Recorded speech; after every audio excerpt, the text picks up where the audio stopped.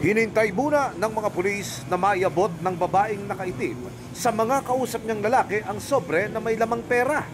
At nang mapasakamay na ng lalaki ang mark money, isinagawa na ang pag-aresto. Sinubukan pa ng lalaki na tumawag sa kanyang cellphone. Mamaya ho. Naku, sir, bakit po? Sa istasyon ko naman magpaliwanag ka.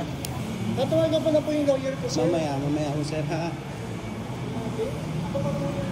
Hindi naman po ako yung may problema. Dinakip ng PNP Highway Patrol Group ang dalawang lalaki sa Angeles, Pampanga dahil sa mga reklamong robbery, extortion at paglabag sa new anti-carnapping law.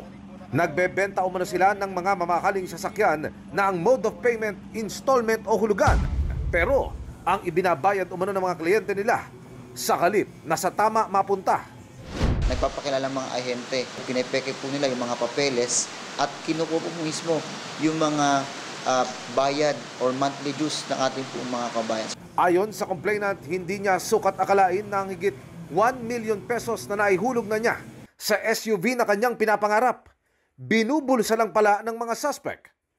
Yung akala ko po is bayad, and then hindi po pala, and then napunta ako sa ganitong sitwasyon na nakakahiya. Na-recover sa mga suspect ang isang mamahaling pickup truck at kotse na kapwa questionable rin ang mga papeles.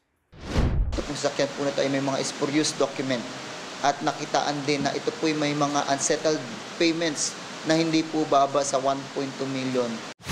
Sa follow-up operation, nahuli rin ang mga otoridad sa bisa naman ng warrant of arrest sa Calatagan, Batangas. Ang 42 anyos na babaeng ito ang umano'y utak at amo ng dalawang ahenteng nadakip ng mga pulis sa entrapment operation. Wala pang komento ang mga dinakip.